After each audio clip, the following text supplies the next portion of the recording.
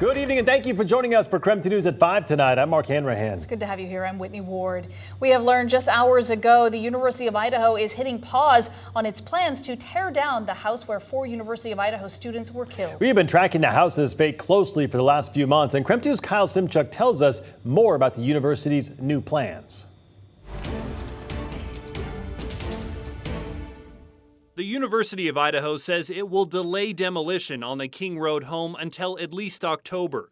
The same month, Brian Koberger is expected to go on trial for the murders of Kaylee Gonsalves, Madison Mogan, Ethan Chapin, and Xana Kernodle. All 4 were found stabbed to death last November. The property owner donated the home to the university. Prosecutors and Koberger's defense team have not objected to having it torn down, but several of the victims' families feel it should be left alone until after the trial.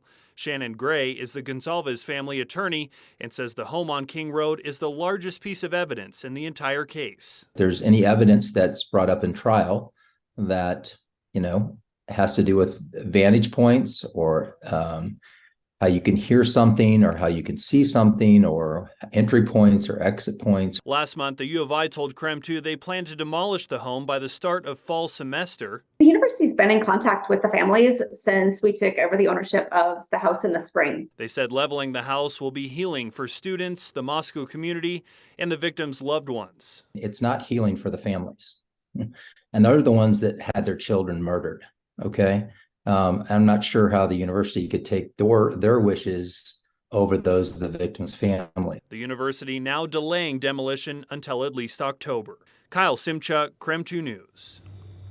And turning to our other top stories tonight, a consumer alert for WSU. According to the university, a national cyber attack may have exposed student and staff information. Third-party companies connected to the attack include the National Student Clearinghouse and Teachers Insurance and Annuity Association. Both companies said they have personal information from the university that may have been exposed. So according to WSU, affected individuals will be alerted directly by both agencies with more information about what to do next. For the full story, just go to our website at KREM.com. A traffic alert for you tonight. If you use US 95, you might see some extra traffic from construction. Starting today, crews are seal coating 37 miles of highway. Construction will start on the north side of Worley and go south through Plummer. Only one lane will be open where crews are working during the day, and pilot cars will guide traffic through the work zones. You can expect to see lane closures and slower speed limits. That construction should last for about a month. Another traffic alert at this hour. Right now, crews are working on a water main break at 13th and Freya in Spokane. So Freya is shut down from 11th to 13th Street, with traffic being diverted now onto Thor and Hartson. According to Spokane Public Works, a maintenance truck drove over the break and it caused a sinkhole and then shut down parts of the road. 25 homes are currently without water. It's unclear when the road will be able to reopen. All right, let's switch gears and take a quick look at the forecast with Chief Meteorologist Jeremy Lagoon. So Jeremy, we had a couple of days of cooler, more moderate temperatures, but it sounds like the weekend is nothing like that. Nothing at all like that. We've got some serious heat on the way in the next few days, but a few things that I would like to show you. We talked a bit about wind picking up. Notice the anemometer just spinning like crazy. It's a sign of strong wind. But look at the sky up above it. See the clouds? And see how those clouds kind of look like they're being stretched or pulled apart?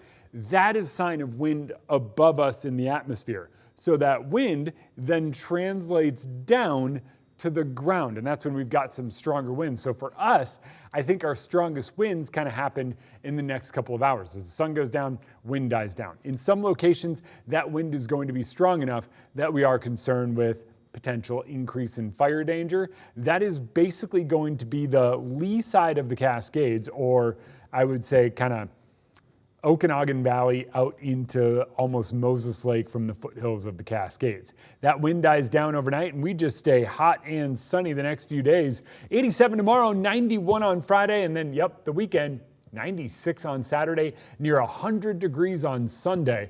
I'll break down the full forecast coming up. Another scorcher. All right, Jeremy, thank you very much. The construction of a new dog park in Spokane may be put on pause before it even got started. Tomorrow, the board is set to discuss a resolution that would withdraw its approval of a new dog park on Upriver Drive. KREM 2's Janelle Finch is joining us now live in Minnehaha to tell us about a new idea the board is considering. Janelle? According to the resolution, a new dog park may not be coming to an 8-acre lot here in the Minnehaha neighborhood. Nearby homeowners I spoke to today tell me they're glad to still have a dog in the fight. Driving on Upriver Drive, it's no secret how some people in the neighborhood feel about a new dog park. This particular spot is just not the right place for it. These no dog park signs echo the thoughts and feelings of Minnehaha homeowner Robert Pro. We're going to ruin this natural area. This ought to be in conservancy in here is what this ought to be, because it's a natural place. It hasn't been developed, and we hope that it won't be developed because there's all kinds of other creatures that live out here. Thursday, Pro and those also not in favor may end up getting what they want. Parks Director Garrett Jones says the Spokane Parks Board is set to consider withdrawing its previous approval of building a dog park near Minnehaha and Beacon Hill. For some reason, the formula is just not quite working, and that's okay. And so it's our recommendation as staff to the Park Board on Thursday to pause on additional new community-wide dog parks. A resolution says the development doesn't have support of the neighborhood, and its proximity to the Spokane River would require a smaller design. So the department is proposing the board consider investing in the current dog park at Highbridge instead. With a vote yes, immediately we're going to go right into design, because now it's really the factors of what type of improvements, the extent of those improvements. So long as Pro gets to keep the wildlife he loves. Moose, deer, coyotes. I mean, there's all kinds of critters that live out here. He says he gives the Parks Department credit for hearing the community's concerns and taking them back to the board. Garrett Jones says the Highbridge Dog Park could see temporary closures and for development and construction. He also says that is all reliant on the board's vote tomorrow at their meeting at 3:30 p.m. Live from the Minnehaha neighborhood, Janelle Finch, KREM News.